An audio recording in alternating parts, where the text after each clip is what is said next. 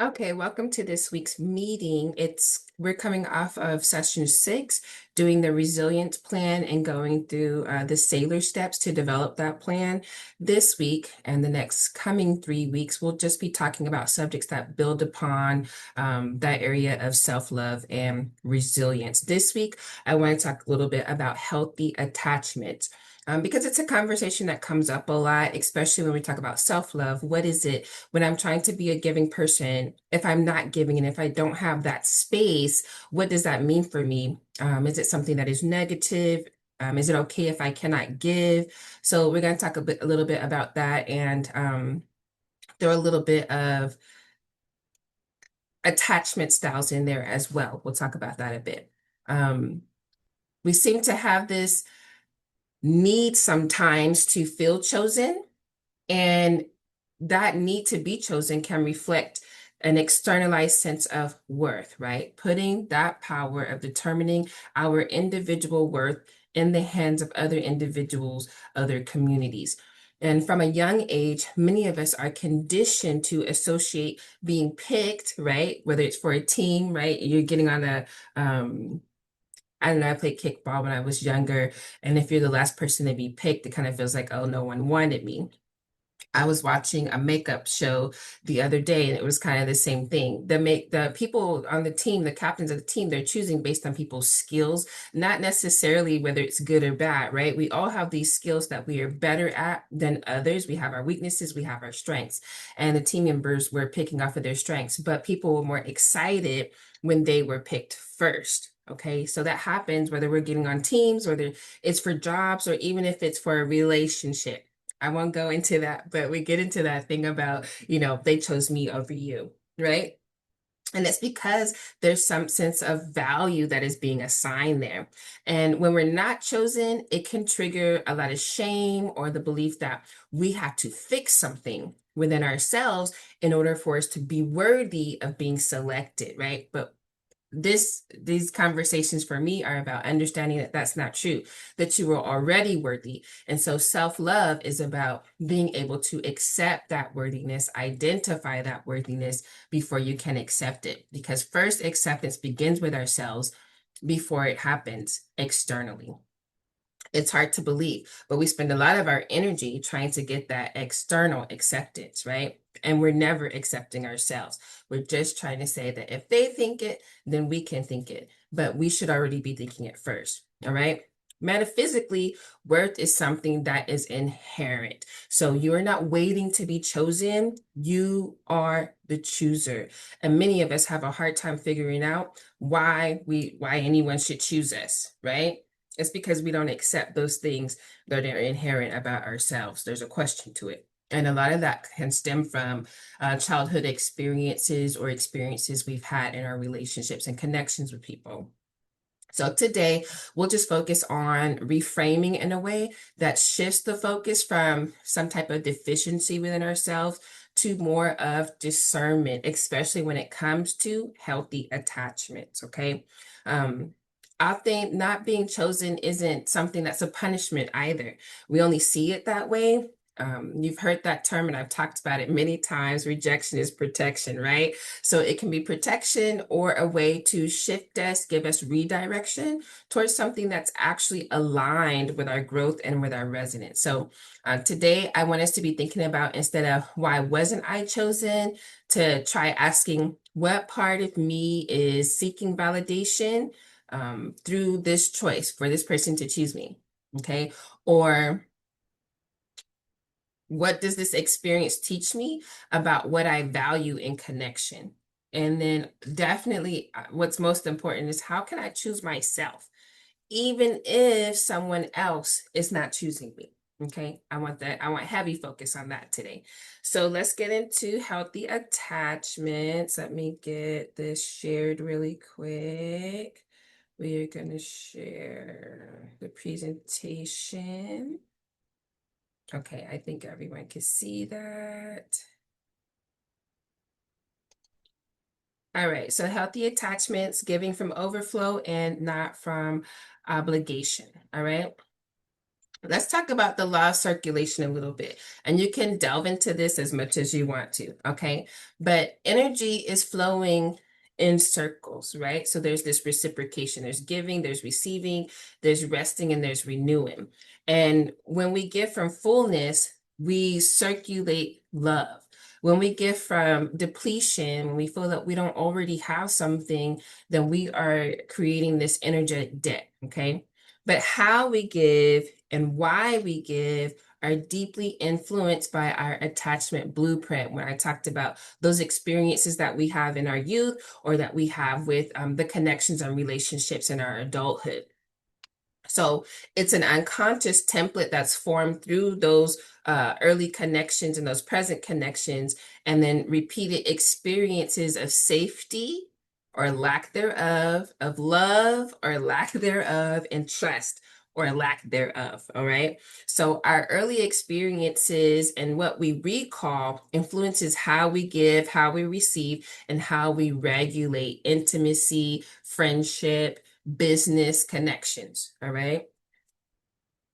So, how do we get in this flow? How do we activate and participate in this law of circulation? And I wanted to talk about, because again, it's always metaphysical, but also I enjoy positive psychology and think it's helpful for us as well. And so I wanted to talk about this model, Bartholomew and Hortiz, Herates. We should have looked that up. Oh, I don't know why it's escaping me. But this, I believe this was 1991. And this is a model, and I'll show you on the next slide, but it's expanding from Bowlby and Ainsworth about attachment theory and attachment styles. Okay. And it's through what we've experienced and what we share in our adulthood. And what they did was kind of give two dimensions, right? The view of yourself, which is, am I worthy of love and care? And then the view of others through our eyes, how we view others. Are others available and are they trustworthy? And so the intersection of these two dimensions, they create these four attachment styles that we're going to talk about today. Okay. And each of those shape how we give, how we receive, and how we regulate emotional intimacy. So let's take a look at the model, and you'll see it here. The four attachment styles: preoccupied, secure, fearful, avoidant, and dismissive, avoidant. And the way I tried to label this out pretty good. You have your model of self, right? And whether that's negative or positive. And then you have your model of others and whether that is negative or positive. So hopefully that makes sense. And so let's just get into it and discuss this. You can ask some questions at the end if you like, okay? Oh yeah, see 1991. So first we have secure. And then so we're looking at our model of self being positive and our model of others being positive, right? And so if we're operating with that attachment style, then we have a belief that we are worthy of love and that others are dependable to reciprocate that, right? And so the way that we behave is we're giving, and we're giving from an overflow, right? We're able to also receive that love and feel worthy of receiving that love. And then it sets a balance of boundaries, right? We have boundaries that keep us choosing and discerning healthy attachment. So metaphysically, we're living in this vibrational alignment with those around us. So there's a giving and receiving as an act of flow, not of fear. Like, oh, I'm going to give my all, and I hope that this person, oh gosh, it's going to be able to give it to us. Oh, something important is coming up. Then we have preoccupied, right? So with the model of ourselves, we feel positive, but with the model of others, we feel negative, right? So then it's others are worthy of love, but we don't feel worthy of love. And so we're going to be very giving, right? So they're worthy, but we have to earn it if we have a negative view of ourselves. And so the way that we behave is we overly give, right? We're seeking that validation through the service. Okay, because we have struggles with our self-worth. And so the only way that that is validated is if someone reciprocates and matches that love we wish we were worthy of. So we need to see it in the other individual before we can believe that we're worthy of it. Okay. And so metaphysically, we're giving from a point of lack. Okay. And we're, we're making it conscious. We're making a conscious choice because whatever stories have been told to us, whatever experiences has been the evidence that we're not worthy. Okay. And so we mistake approval for acceptance because when someone says or gives us what we think we're worthy of, that's approval, not acceptance. Okay. And so when we're trying to heal that thing, we have to direct that giving inward first. That's why a lot of people say, what you would do yourself, would you do for others? And we're going to get to that in a little bit too, because that would equate like giving. But a lot of times, what we would do for others, we wouldn't even do for ourselves. All right. So we have to practice self-approval before external approval. Okay.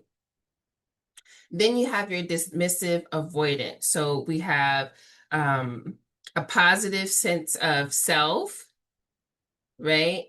And then a negative sense of others. So I'm worthy of love, but other people are not worthy of my love, okay? So we believe that we're self-sufficient, that we do love ourselves, and we see that, we recognize that in ourselves.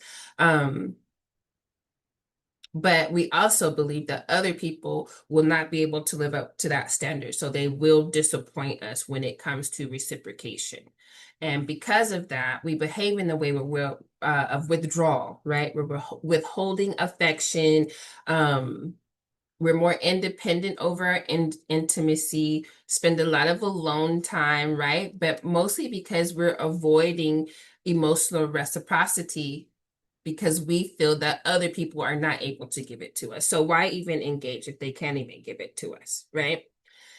And metaphysically, when we talk about our energy is closed off. So there's not this flow, okay? And we don't participate in the flow. We have a fear of being vulnerable, and that is disrupting the natural flow of love. For a healing path, and again, there's more than one way to skin a cat, okay? So when I say healing path, don't, you know, again, don't get attached to it if it's something that you're not feeling, okay? But we want to practice receptive allowing, let others people pour into us without the fear of loss and taking those actions at face value, because a lot of times as overthinkers too, we can read into a lot of things, okay?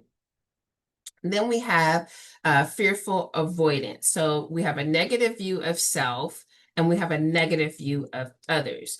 And when that happens, we're working in the belief that I'm not worthy of love and other people just can't be trusted to give love and reciprocate either.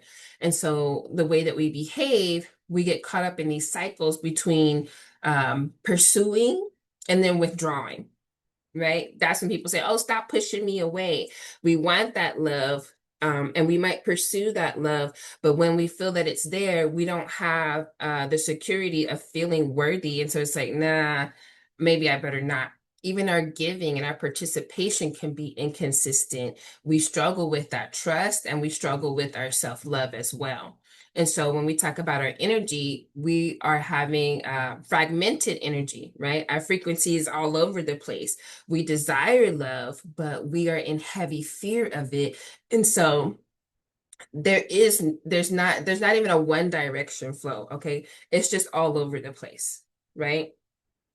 And if we talk about healing paths, then we talk about grounding ourselves in acceptance first of ourselves, not about what other people think, but first with ourselves, and being able to build trust through consistency with what we're giving before we even start to evaluate other individuals. Okay. So I know that was a little bit of a lot. And so you're looking at the model and listening to me talk. So let me summarize a couple of those points really quick. Okay.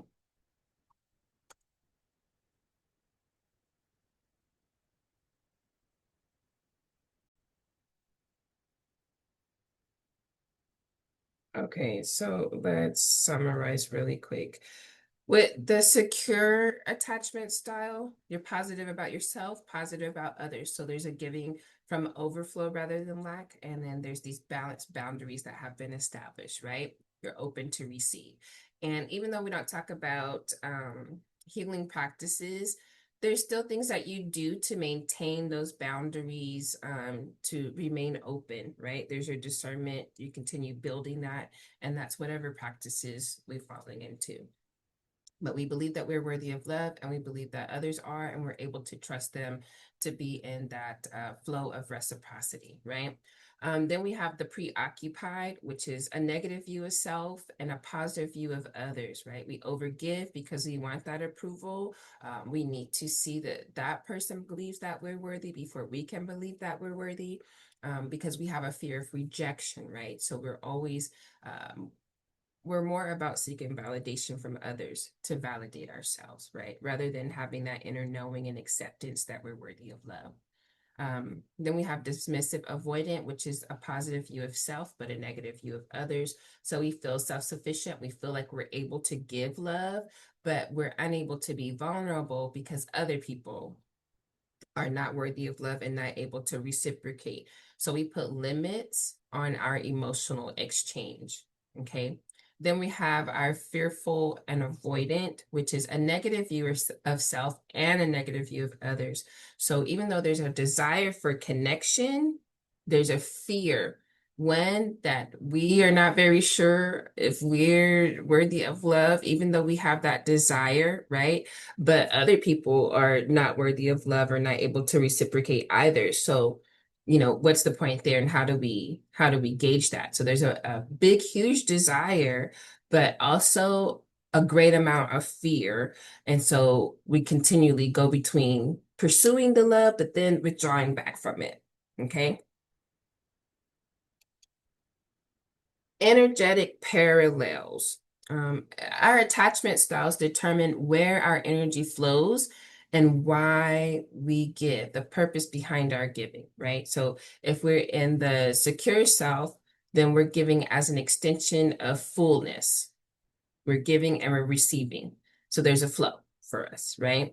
The preoccupied, that attachment style gives to be chosen for approval, right? The dismissive self withholds, and that is about safety.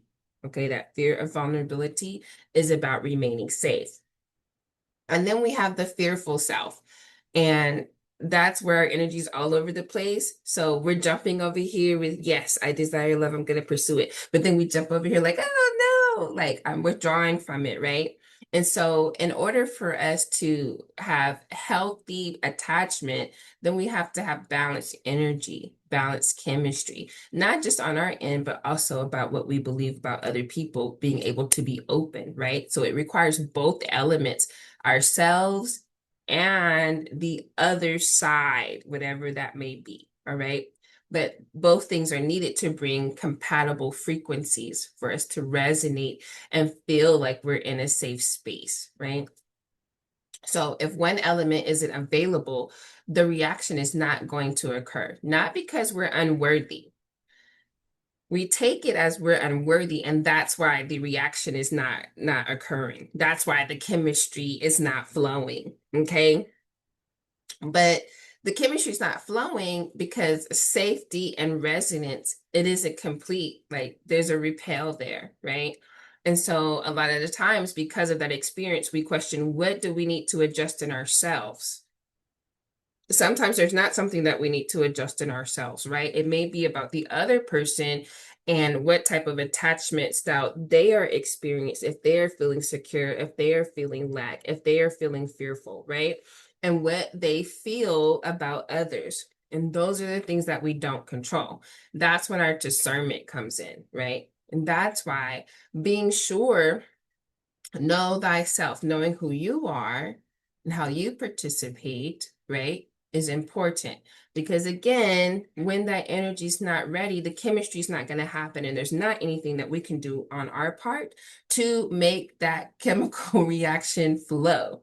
All right. We can give and give and give, but reciprocity won't happen until that person also becomes secure and vibrationally aligned, right? And they see that they are participating and choose to participate in the giving and the receiving as flow. A lot of the times, again, we think that we need to change something in order for the flow to happen, right? But sometimes there's the other person's not open to receive. And that can be very difficult for us to process and to accept and become okay with. But a lot of the times, again, we can see potential in someone, right? But unless they actually do that work, there's nothing different that's going to happen. So a lot of the times we end up investing in something because we think if we do a little more, if we shift this way, if we shift that way, if I show my hands, and sometimes that's just not going to happen. And that's where our discernment comes in. And that's where trusting who we are and our boundaries come in, making sure that we have healthy boundaries too, and how we're going to engage with other individuals. So overflow versus extraction. Think of yourself as a cup of water, right? And so you're meant to pour from overflow, not from reserve. When you're on reserve, right, there's so you're like, oh, I don't have a lot to give. You've seen that in the movies and people are on hikes or whatever, and there is no clean water. So they're like, I have to keep this for myself. I really don't want to share. Right. But when it is abundant and available, and that's what self-love is about, that acceptance allows you to be overflowing. That compassion that you have for yourself overflows and then it becomes available to other people. The love that you have for yourself overflows and then becomes available to those around you. A lot of the times people view self-love as being selfish and hoarding love just for yourself, but it's the complete opposite. All right.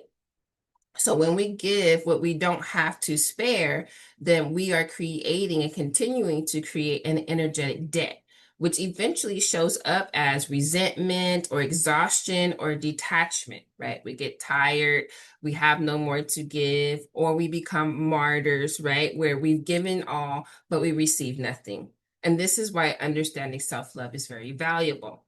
When we have healthy attachment, it requires compatible frequencies, right? And it's being able to accept that this is alignment or not alignment.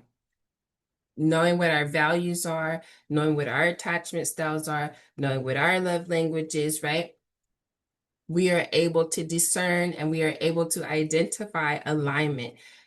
Coming to a space to accept this is misalignment at this time. Maybe I need to step back from it, right? Maybe it's something that's going to free you up for what's in alignment. But again, sometimes we want things so much that we'll try to force it to happen. And it's like oil and water. It's never going to mix. If one element isn't available, the reaction just will not occur. And it's not about being unworthy. It's not about not having enough. It is just the flow of safety and resonance. It is just not complete, okay, with that connection. Okay, love without acceptance definitely becomes something that's conditional. Sometimes we like to use that word transactional. So if you're giving this, then I will give this. But that's not giving from an overflow. Okay, and we often think that acceptance comes from others, but it starts here first with us. Love with acceptance is what becomes wholeness. And that's when we feel free to give and we don't worry about, you know, what others have to give us or not give us. We know when to cut that off. We know the limits of giving in that direction. Okay. If we desire that flow. Okay. And we know that we don't lose anything. We don't have anything to lose. The love that we give is genuine, it's authentic, it's not a loss, right? But we don't have to feel guilty about not letting energy flow in that direction anymore. Okay. So some people will ask about giving equally, giving to yourself or giving to others just as you give to yourself. And that's a question that I can get a lot of. Should we give equally to others as we give to ourselves? And the goal isn't giving equally. but it's about balanced circulation. Okay. So each person, you can't give someone self-love. That's why it's called self, right? Like when they say anything with self comes from you first. Self-esteem comes from you first. It's not about, no one should be able to affect the esteem that you have about yourself because it first stems from you. It flows from you. Okay. Self-compassion first flows from you. And because you experience that compassion for yourself, it becomes very easy to extend it to others. Okay. It's what makes us human to each other, what makes us experience empathy, right? And so it allows that overflow to reach others. And when we have our boundaries intact, it protects the source of our flow. Okay. It allows us not to feel, I hate to use the word guilty, but I want to use that word, I guess, guilty, um, for not pouring into something that's wasteful. Okay. So moving forward this week, I want you to use these reflection questions as journaling prompts or even with an opportunity that you might be experiencing right now. If you have a scenario that you're navigating right now, then feel free to use these reflection questions. One, am I giving from fullness or am I giving from a need to prove or to get approval? What attachment patterns might be influencing my giving? When we talk about that, if I feel like I'm enough, or do I feel like other people are not enough? When we talk about those four attachment styles. And then how can I stay secure and reciprocal with loving energy in my attachments? So even though we didn't talk about healing paths like we did for the others, the healing path for someone who feels secure is how can I stay secure? Okay. How can I stay reciprocal in the flow of giving, the flow of love, the flow of compassion? Okay. With the people that I'm attached to, that I come in contact with. So we don't always have what the other person needs. And that's why boundaries are so crucial. Okay. And it goes in the reverse as well. Okay, if we're in a place of feeling fearful of other individuals, sometimes people can't bring us out of that. It's our experiences and the work that we do to be able to open ourselves up to receiving, right? Again, I always tell people, you didn't get that way overnight, so it's probably not going to be overnight when you make that transformation. If it is, then great. But if it's not, don't beat yourself up about that. You're already on the path to making changes and trying to make those changes something that is consistency in your experience. So have compassion with yourself, okay? Um, Creating boundaries and maintaining boundaries, it comes with its own ups and downs as well. So I never like to make people believe that, oh, when I make these changes, things are going to be so rainbow and gumdrops, I always say. It's not. There will be some hard times in making things better for yourself and creating that flow. There will still be difficult times. There will be losses. There will be gains. There will be grief. You're allowed to grieve those losses. So don't deny yourselves of all of the emotions that you feel. It's important to understand about not drowning in those emotions. And we've talked about that before in different sessions. But from a positive psychology view, what we're looking at in attachments is mutuality. So when you ask the question of, do I give someone, it's mutuality, not necessarily equality, right? And that's what's going to sustain our relationships, to steer us away from that regret, from feeling drained, okay? Feeling remorse about being in our attachment. So giving is something that you want to feel like a choice and not something that's a chore. And when you're in that flow of reciprocity, being able to give and being open to receive, you're farther away, okay, from that chore feeling. When we give equally in measure, but not in motivation, we really risk burnout. Okay.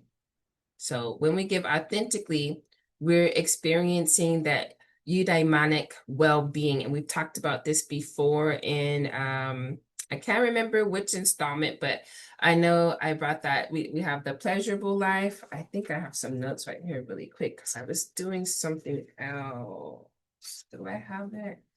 I was doing something else. The pleasure life, the good life, and the meaningful life. And eudaimonic living is that meaningful life. So we have the pleasure life, which is like the things, the cars, the riches, right? How much money we make, those things. But we know from research and from just what we see with people, right?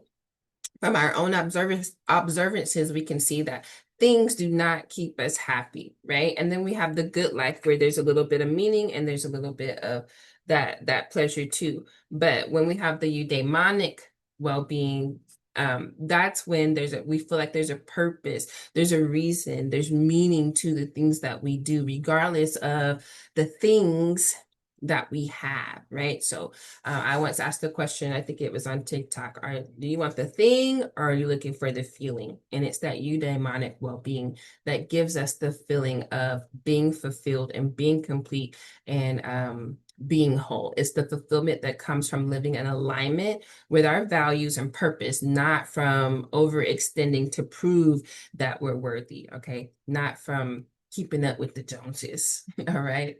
And so with that, I'll close with our affirmation for today and open the meeting up for questions and sharing. The closing affirmation today is, I give from my overflow, not from my depletion. My love is a current that honors both my energy and others. I am learning to attach securely through presence, balance, and truth.